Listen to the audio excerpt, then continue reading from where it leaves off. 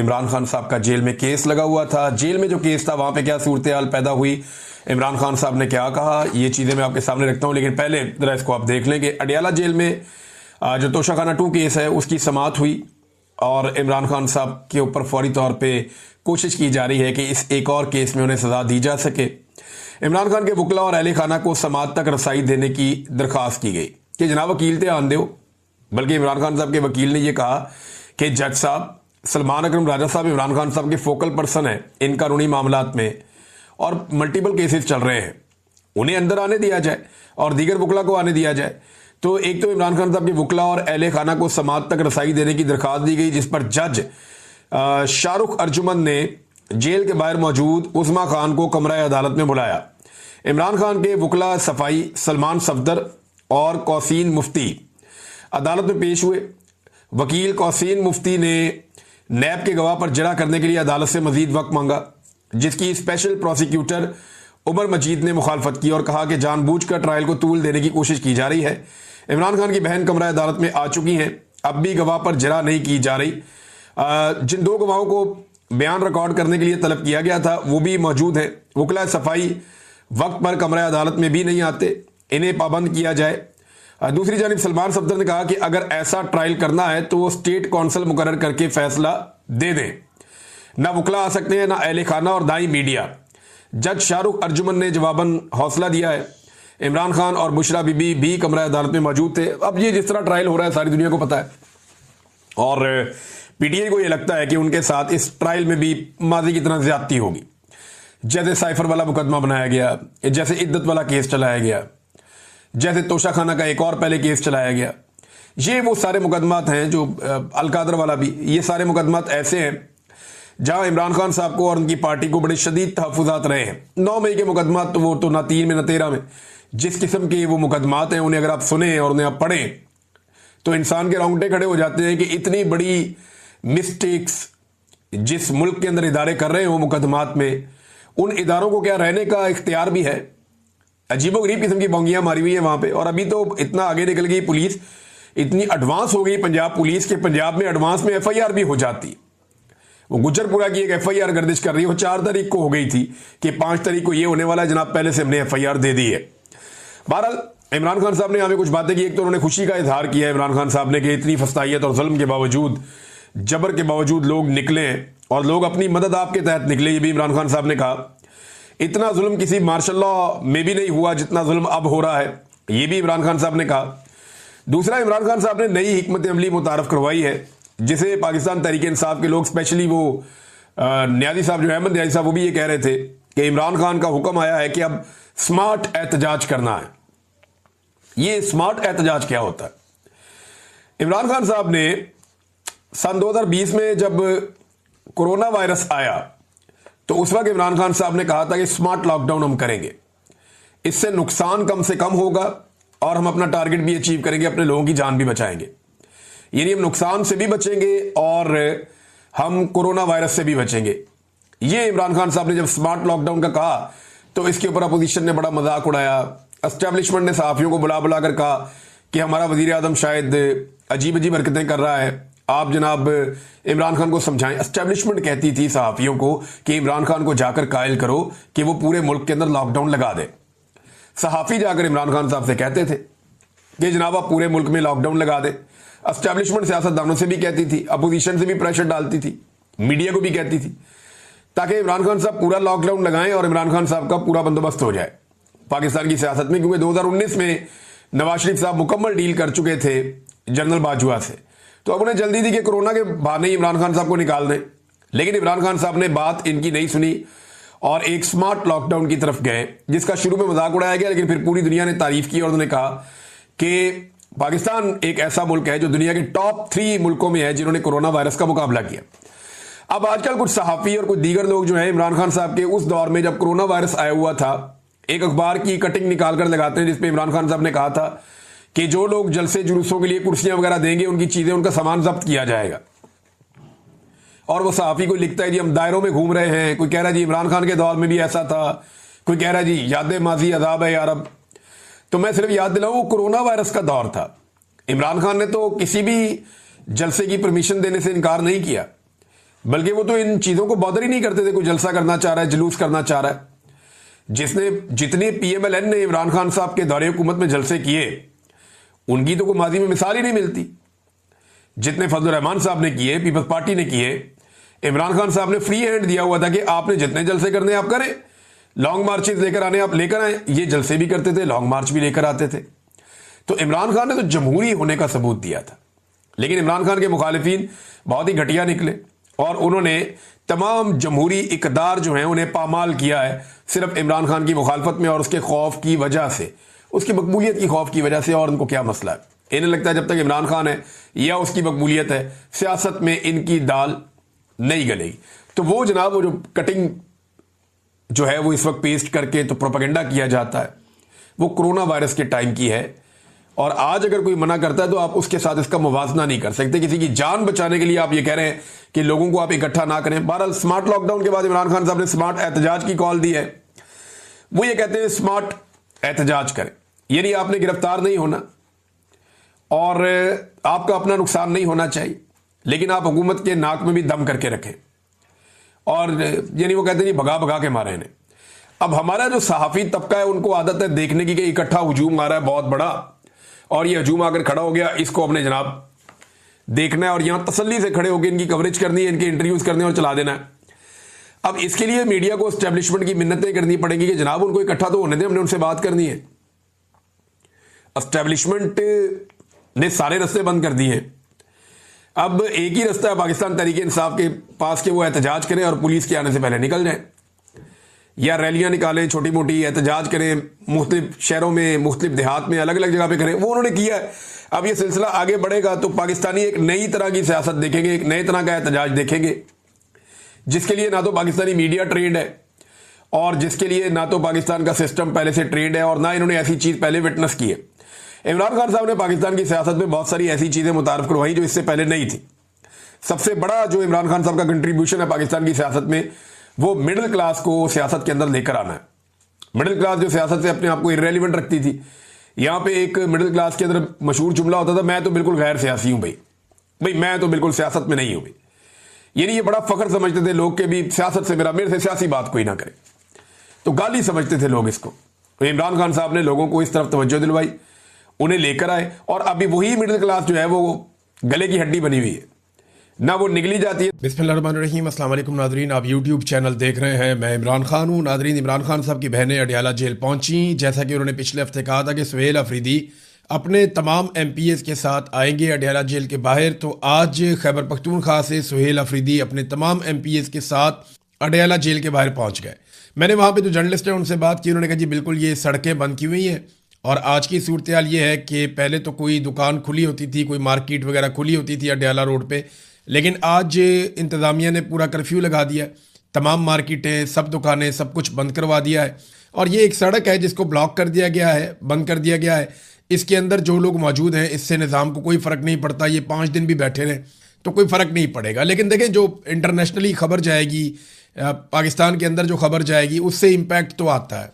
ऐसा नहीं है, ये एक सूबे का वज़ीर आला है, वो आया अपने तमाम MPs को लेकर, वो वहाँ पे आकर बैठे हैं, बैठ के वो वहाँ पे मुतालबा कर रहे हैं कि इमरान खान साहब का इलाज करवाया जाए और उसके साथ साथ उनका मुतालबा है कि इमरान खान साहब की कैद तन्हाई ख़त्म की जाए और उनकी मुलाकातें उनकी फैमिली के साथ दोबारा से जारी करवाई जाएँ। अब ये मुतालबा जो है वो अब पता नहीं इनका क्या बनेगा, क्योंकि आसिम मुनीर साहब ने इस निज़ाम को इस लेवल तक पहुँचा दिया है कि अब सिस्टम को फ़र्क ही नहीं पड़ता इन चीज़ों से। कोई आदमी मार दिया जाए फ़र्क नहीं पड़ता। पंजाब के अंदर देखें ना आप, कितना नॉर्मल कर दिया इंसानों का कत्लेआम। CCD बंदा उठाती है, बंदा उठा के मार देती है, इकट्ठे कई बंदे मार देती है और मावराए अदालत मार देती है। ना हाई कोर्ट पूछती है, ना सुप्रीम कोर्ट पूछती है, कोई अदालत सवाल जवाब होता ही नहीं किसी जगह पे। तो ये बहुत नॉर्मल हो गया। पाकिस्तान में इंसानी ज़िंदगी की कीमत बहुत नीचे ले जाई जा चुकी है और अब एहतजाज से, ह्यूमन राइट्स की आवाज़ उठाने से, इससे कोई फ़र्क नहीं पड़ता पाकिस्तान में मौजूदा निज़ाम को। तो काफ़ी मायूसी है। दफ़ा 144 बहरहाल जो है वो फारिग हो गई और वहाँ पे पाकिस्तान तहरीक इंसाफ के लोग पहुँचे। अब जो आज अडियाला जेल के बाहर लोगों की तादाद बताई जा रही है वो 500 से 700 के बीच में लोग वहाँ पे मौजूद हैं, क्योंकि जो MPs आए हैं उनके साथ भी 2-2, 3-3, 4-4 लोग तो आए हैं, किसी के साथ ज़्यादा, किसी के साथ कम। वज़ीर आला है तो 50-60 आदमी उनके साथ भी होता है, सिक्योरिटी भी होती है, बाकी सब भी होता है। तो 500-700 लोग कम से कम इस वक्त अडियाला जेल के बाहर मौजूद हैं। वहाँ उन्होंने धरना दिया हुआ है। मैंने जो जर्नलिस्ट वहाँ पे मौजूद हैं उनसे पूछा कि धरने से कोई फायदा होगा? उन्होंने कहा जी कोई फायदा नहीं होगा। मैंने कहा क्या मतलब? उन्होंने कहा जी ये 2 दिन भी बैठे ने ना तो कोई फायदा नहीं होगा। ये खबर बनेगी एक छोटी सी और पाकिस्तान का मीडिया इसको चलाएगा नहीं, सोशल मीडिया पे इसको फैलाने की कोशिश की जाएगी, लेकिन कोई ना कोई नया इशू आएगा, ये मामला दब जाएगा। लिहाजा यहाँ से कुछ नहीं निकलेगा। इन्हें चाहिए कि ये रेड जोन में जाएं, ये सुप्रीम कोर्ट ऑफ पाकिस्तान में जाएं, ये हाई कोर्ट इस्लामाबाद में जाएं, ये वहाँ पे एहतजाज करें, वहाँ पे जाके अपना मौक़िफ़ रखें, जिससे हुकूमत को और पाकिस्तान का जो सिस्टम है उसको फ़र्क पड़ता है। यहाँ पे अडियाला जेल के बाहर बैठ के आप एक सुप्रिटेंडेंट पे दबाव डाल सकते हैं, वो उसका दबाव का फ़ायदा लेकर वो मज़ीद तरक्की ले लेगा कि जनाब मैंने आपकी खातिर ये दबाव उठाया। बहरहाल अडियाला के बाहर की सूरत मैंने आपके सामने रख दी। दफ़ा 144 के बावजूद लोग पहुँच गए। हाँ, MNAs नहीं पहुँचे। MNAs को भी दावत दी गई थी कि आपने भी आना। बहुत सारे ऐसे हैं जो आते ही नहीं हैं। कई MNAs हैं जो कभी भी नहीं जाते अडियाला के बाहर, वो जाना भी नहीं चाहते। पंजाब से बहुत सारे MPs हैं जो जाना नहीं चाहते। अब वो लोग नहीं गए, यानी जिस तरह पंजाब से क़यादत को बुलाया गया था या MNAs को बुलाया गया था या सेनेटर्स को बुलाया गया था, वो सब लोग नहीं आए। लेकिन खैबर पख्तूनख्वा से सुहेल अफरीदी आए। सुहेल अफरीदी ने कहा जी जो मुराद सईद ने इंटरव्यू दिया है बात उनकी ठीक है, सारे एक छत के नीचे बैठ जाएं और वहाँ पे बैठकर फैसला कर लें कि करना क्या है, और जो करना है वो मुझे बता दें, फिर मैं जानूँ, मेरा काम जाने, फिर मेरे पे छोड़ दें। सुहेल अफरीदी बड़े कॉन्फिडेंस के साथ ये कहते हैं कि वो इस्लामाबाद जाएंगे। देखिए इतना तो मैं जानता हूँ कि सुहेल अफरीदी के पास अगर वो इस्लामाबाद के लिए निकलते हैं एक जुलूस लेकर, तो सुहेल अफरीदी के पास वो मार्जिन नहीं होगा जो अली अमीन गंडापुर के पास था। यानी 2 मरतबा वो लोगों को डी चौक में छोड़कर वापस आ गए। अब कोई भी वजीर आला अगर पहुंचता है इस्लामाबाद तो वो डी चौक में अपने कारकुनों को छोड़कर वापस नहीं आ सकता। ये मुमकिन नहीं है, ये उसकी तबाही हो जाएगी, उस शख्स की, उसके ख़ानदान की सियासत की मुकम्मल तौर पर तबाही हो जाएगी। लिहाजा सुहेल अफरीदी ये बड़े कॉन्फिडेंस के साथ कहते हैं कि जनाब आप फैसला करें और फिर मेरे पे डाल दें आप, फिर मैं जानूँ, मेरा काम जाने, मैं लोगों को लेकर पहुंचूंगा। अब इमरान खान साहब जो है ना वो इतने आराम से तो आज़ाद होंगे नहीं। सुहेल अफरीदी ने खुद कहा था कि ये सीधी उंगली से घी नहीं निकलेगा, हमें जोर लगाना पड़ेगा। फिर उन्होंने कहा था कि मैं एक नौजवानों की तहरीक खड़ी कर रहा हूँ इमरान खान की रिहाई के लिए। फिर वो तहरीक कहाँ गई उसके बारे में किसी ने बात ही नहीं की। मेरे पास जो इन्फॉर्मेशन है वो ये है कि पाकिस्तान की मिलिट्री एस्टेब्लिशमेंट ने उस तहरीक का बड़ा सख्त नोटिस लिया था और जो लोग उससे जुड़े हुए थे उन सबको उन्होंने राब्ता किया था और सबको धमकी पहुंचाई थी कि अगर तुम लोगों ने ये काम किया तो ये हमारी रेड लाइन है। नौजवानों को अगर निज़ाम के खिलाफ खड़ा किया या कोई इनकलाब जैसी सूरत बनाई या कोई ऐसी तंजीम बनाई जो बज़ौर ताकत इमरान खान को बाहर निकालने की कोशिश करे और एहतजाज करे, तो ये हम तुम्हें नहीं छोड़ेंगे, और बहुत शदीद किस्म की धमकियां लगाई गई। उसके बाद हमने देखा कि वो मामला ही ठप हो गया, वो पता ही नहीं चला, वो इतने ज़ोरदार तरीके से शुरू किया गया था। और ये एक रास्ता है, याद रखिएगा, ताकत के जोर के बगैर, यानी आप जो मर्जी कर लें, मिलिट्री एस्टेब्लिशमेंट से अगर आपने पाकिस्तानियों का हक वापस लेना है तो आपको पाकिस्तानी इकट्ठे करने पड़ेंगे और बड़ी तादाद में इकट्ठे करने पड़ेंगे। पाकिस्तानियों को बज़ौर ताकत ही अपना हक वापस लेना पड़ेगा, क्योंकि उसकी एक वजह है ना, जिसके हाथ में बंदूक होती है ना उसको नॉर्मल और लॉजिक की बात समझ ही नहीं आती। उसको बात समझाने के लिए आपको ज़्यादा बड़ी ताकत सामने खड़ी करनी पड़ती है। आप देखें ना, आसिम मुनीर साहब से पाकिस्तान में कोई भी सियासतदान बात करने लगता है या कोई भी आदमी बात करने लगता है तो वो आदमी की टांगें कांप रही होती हैं, वो डरे हुए होते हैं कि यार पता नहीं क्या, ये आर्मी चीफ हैं, इनकी मर्जी है, जैसे मर्जी मुल्क को चलाते हैं, ये हमारे खिलाफ कोई फैसले ही ना कर दें। हर आर्मी चीफ के दौर में यही होता है पाकिस्तान में। लेकिन जैसे ही हमारा आर्मी चीफ अमेरिका पहुंचता है तो वहाँ के एक सिंपल से ऑफिसर के सामने हाथ बांध कर खड़ा हो जाता है। वहाँ के सदर के सामने जो है वो इनके मीठे मीठे मुंह बनते हैं। वजह क्या है? वो ताकतवर है। तो जब आप ज्यादा ताकत इकट्ठी करते हैं ना, तो जिसके हाथ में बंदूक होती है फिर उसको बात समझ आना शुरू करती है। तो अवामी ताकत इकट्ठी करनी थी और इसी को इमरान खान साहब ने स्ट्रीट मूवमेंट का नाम दिया था। बहरहाल इमरान खान साहब के वकला की जो हिकमत अमली है उसके ऊपर बहुत ज्यादा सवाल जवाब किए जा रहे हैं, क्योंकि ईमान मज़ारी और हादी अली चट्टा साहब के केस में जो उनके वकला हैं, जो बगैर फीस के ये केसेस लड़ रहे हैं, फैसल साहब हैं वकील और दीगर और कुछ लोग हैं उनके साथ, इन्होंने सुप्रीम कोर्ट ऑफ पाकिस्तान से रुजू किया क्योंकि उनकी सज़ा मुअत्तली नहीं हो रही थी। इमरान खान साहब की सज़ा मुअत्तली के लिए हाई कोर्ट से रुजू किया इमरान खान साहब के वकला ने। इसी तरह ईमान मज़ारी और हादी अली चट्टा के वकला ने भी इस्लामाबाद हाई कोर्ट से ही रुजू किया सज़ा मुअत्तली के लिए। इमरान खान साहब के मामले को 1.25 साल हो गया लगभग, उनका केस ही नहीं लगा सज़ा मुअत्तली वाला। जबकि 3 माह केस जब नहीं लगा, यानी 2 माह से ज़्यादा हो गया जब केस नहीं लगा ईमान मज़ारी और हादी अली चट्टा का, तो उनके वकला सुप्रीम कोर्ट ऑफ पाकिस्तान चले गए और इमरान खान के वकला सुप्रीम कोर्ट ऑफ पाकिस्तान नहीं गए।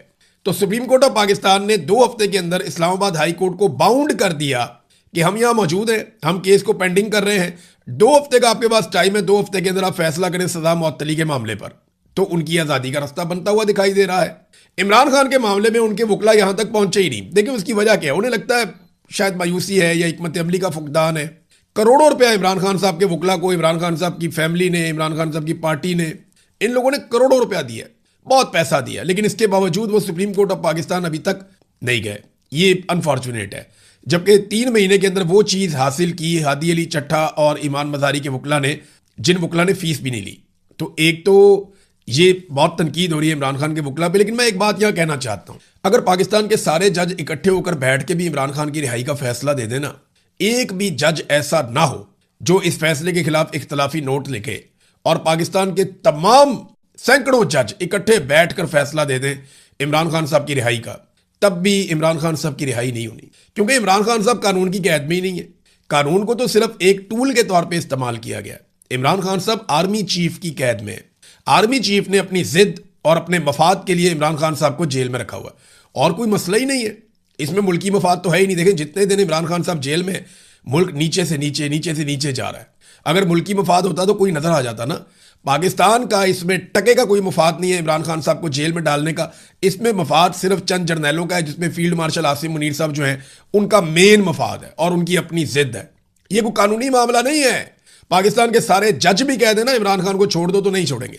लेकिन इसके बावजूद पाकिस्तान तहरीक इंसाफ के वकला को तमाम ऑप्शंस लेने चाहिए, और लेने चाहिए थे। उसकी वजह यह है कि आप जब ऑप्शंस इस्तेमाल करते हैं तो निज़ाम मजीद नंगा हो जाता है, क्लैरिटी और ज़्यादा हो जाती है, लोगों को मजीद उनकी थॉट्स के अंदर क्लैरिटी आती है लोगों की, लोग निज़ाम को ज़्यादा बेहतर अंदाज में समझ सकते हैं, और लोगों के अंदर जो एक इनकलाबी सोच है वो पैदा होती है कि ये सिस्टम किस तरीके से ज्यादतियां कर रहा है।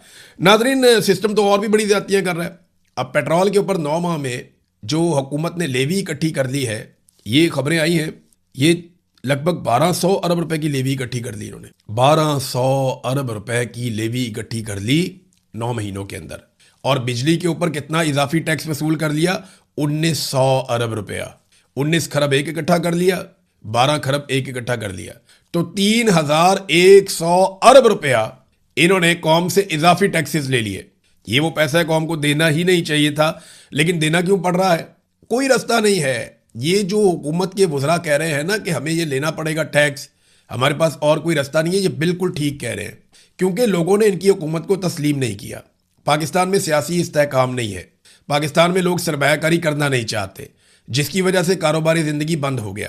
कारोबारी ज़िंदगी बंद होने की वजह से टैक्सेस इकट्ठे नहीं हो रहे। हुकूमत चलाने के लिए पैसा चाहिए होता है। जब कारोबार चलेगा तो टैक्स मिलेगा, और टैक्स मिलेगा तो हुकूमत चलाने के लिए पैसा इकट्ठा होगा। तो क्योंकि कारोबार नहीं चल रहा, लोग सरमायाकारी नहीं कर रहे, लोगों को हुकूमत पे भरोसा नहीं है, तो हुकूमत ने आसान रास्ता ढूंढा कि जो चीज़ें लोग इस्तेमाल करते हैं उनके ऊपर इतना टैक्स ले लो कि कुछ ना कुछ करके अपने खसारे कवर करो। और फिर भी अगर खसारा कवर नहीं होता तो भारी भरकम किस्म के बैरूनी कर्जे ले लो, और वो कर्जे पाकिस्तान लगातार ले रहा है। कोई भी आएगा उसको अब यही करना पड़ेगा, जब तक कि पाकिस्तान में सियासी इस्तेहकाम नहीं आता, और वो सियासी इस्तेहकाम कम से कम 5 साल तक पाकिस्तान में नहीं रहता। ये 5 से 10 साल लगेंगे कम से कम इस सारी सिचुएशन से पाकिस्तान को निकालने में, जहां पे पाकिस्तान को फंसा दिया गया है। नाजरीन, अब आ जाए जरा बैन अवी खबरों पे। तो डोनाल्ड ट्रंप ने आज कौमी सलामती मीटिंग तलब की है। अभी अमेरिका में सुबह का वक्त शुरू हो गया है जब मैं ये वीडियो रिकॉर्ड कर रहा हूँ, तो आने वाले चंद घंटों में सूरत हाल क्लियर हो जाएगी। ईरान के खिलाफ जंग फिर से शुरू करने पर गौर किया जा सकता है, इस मीटिंग में ये बताया गया है अमेरिकन मीडिया की जानिब से। अमरीकी मीडिया का कहना है कि मीटिंग में नायब सदर जेडी वेंस, खसूसी मंदूब स्टीव विटकोफ, वजीर खारजा मार्को रूबियो, वजीर जंग पीट हेग्जेथ और CIA के सरबराह जॉन रेडक्लिफ और chairman joint chief of staff general Dan Caine, ये दोबारा से जो कमांडर हैं वो पहुंच गए, और ये सारे इस मीटिंग में शिरकत करेंगे। और 2 अहलकारों ने इस हवाले से एक दावा किया है अपनी शनाख्त ना बताने पर कि सदर ट्रंप किसी किस्म की फौजी एक्शन की जानिब माइल हो रहे हैं ताकि ईरान पर दबाव बढ़ाया जाए और न्यूक्लियर प्रोग्राम पर रियायतें हासिल की जाएं। तो जनाब, लड़ाई के ऑप्शन हैं उनके ऊपर अब गौर किया जाएगा। दूसरी तरफ ईरान ने एक बड़ा खौफनाक स्टेटमेंट दिया। मेरे ख्याल में ईरान जब ये काम करेगा ना, तो उसके बाद ईरान के लिए खतरा हमेशा के लिए टल जाएगा। ये बात शुमाली कोरिया को समझ आ गई थी। शुमाली कोरिया को एक मखसूस वक्त में यह समझ आ गई कि अगर वो एटमी कुव्वत ना बना तो अमेरिका उसको तबाह बर्बाद कर देगा और उसके पल्ले कुछ नहीं बचेगा। तो उन्होंने एटमी तजर्बात कर लिए, उसके बाद से लेकर अब तक वो बैलिस्टिक मिसाइल्स बना रहे हैं। कोई उनकी तरफ आंख उठा के भी नहीं देख सकता। वो बड़ी मजबूती के साथ अपने फैसले मुसल्लत करते हैं। गो के शुमाली कोरिया के अंदर एक बदतरीन किस्म की फस्तायत है, जुल्म है, जबर है, डिक्टेटरशिप है, लोग बहुत तंग हैं, उनकी जिंदगी अजीरन है, इख्तलाफ राय की गुंजाइश नहीं। ये बातें शुमाली कोरिया के नेगेटिव पॉइंट्स हैं। लेकिन एटमी कुव्वत बनने के बाद से लेकर वो अब तक किसी भी बैरूनी जारहियत से महफूज हो गए हैं। ये बात भी एक हकीकत है जिसे झुटलाया नहीं जा सकता। तो ईरान ने कहा कि अगर दोबारा हमला हुआ तो 90% यूरेनियम अफसूदगी शुरू हो सकती है। ये एक बड़ी धमकी। इसका मतलब सीधा सीधा ये है कि ईरान एटमी तजर्बा करने की तरफ भी जा सकता है अगर दोबारा ईरान के ऊपर हमला किया गया तो। ईरान ने अमेरिका और इसराइल को खबरदार किया कि अगर इसकी सरजमीन पर दोबारा हमला किया गया तो तेहरान यूरेनियम की अफसूदगी 90% तक बढ़ाने पर गौर कर सकता है।